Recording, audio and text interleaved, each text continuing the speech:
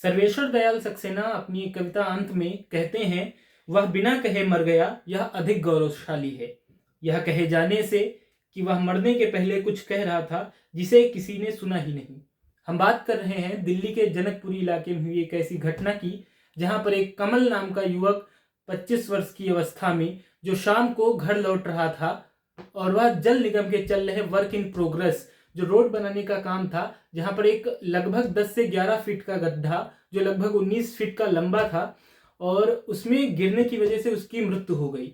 मेरा सवाल यहाँ पर यह है कि कब तक एक इंसान की जान इतनी सस्ती रहेगी कि सरकारें उसे अपनी नाकामी के नीचे दबाती रहेंगी। क्या सरकारें, प्रशासन या अधिकारी इसकी जिम्मेदारी लेना कब शुरू करेंगे? क्या तब जब यह देश खत्म हो जाएगा?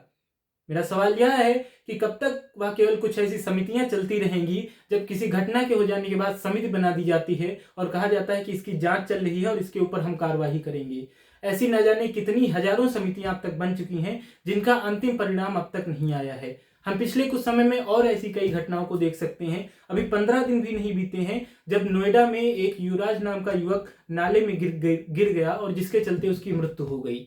हम बात कर रहे हैं दिल्ली के जनकपुरी इलाके में, जहां पर वह युवक जो शाम को लौट रहा था बाइक से और जल निगम का कार्य चल रहा था, जहां पर कोई बैरिकेटिंग नहीं थी और इतना खतरनाक गड्ढा जिसमें कोई एक व्यक्ति ही नहीं, अपितु एक साथ कई व्यक्ति भी अगर गिर जाएं तो उनके बचने के चांसेस शायद माइनस में भी जो है ना हो।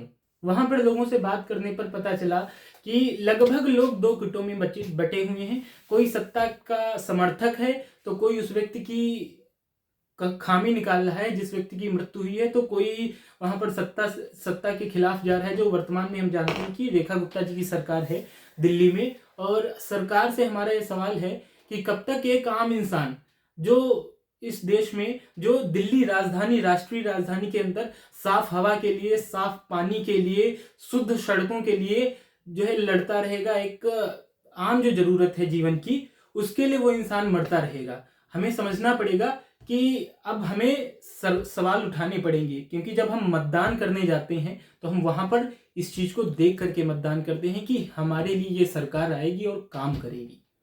तो अब सरकारों को ये जिम्मेदारी लेनी होगी, साथ ही साथ अपने प्रशासन और अधिकारियों को भी ये निर्देश देने होंगे और साथ ही साथ उन पर कार्यवाही भी करनी होगी कि यदि कोई घटना ऐसी अप्रत्याशित घटती है तो उसकी जिम्मेदारी कौन लेगा और इस पर कौन कौन सी कार्यवाही होगी। इसे सिर्फ एक समिति के सहारे नहीं छोड़ा जा सकता है।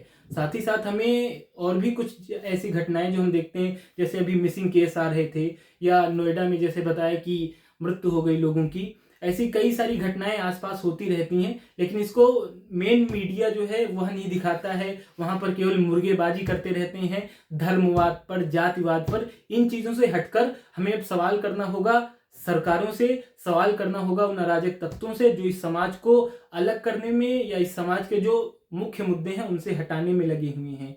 और वहां पर हमें ये एक घटना जो अंदर से द्रवित करती है कि एक 25 साल का युवक, 25 साल एक बहुत ही महत्वपूर्ण योगदान रखता है किसी व्यक्तिगत इंसान के लिए, उसकी निजी जीवन में तो रखता ही, लेकिन उसके साथ ही साथ उसके माता पिता जिन्होंने उसे इतना बड़ा पाल पोस कर किया, उनके लिए कि ये एक ऐसी घटना है जो वो सहन नहीं कर सकते हैं। 25 साल का बेटा यदि किसी का चला जाए तो उसके लिए जीते जी मरने जैसा होगा।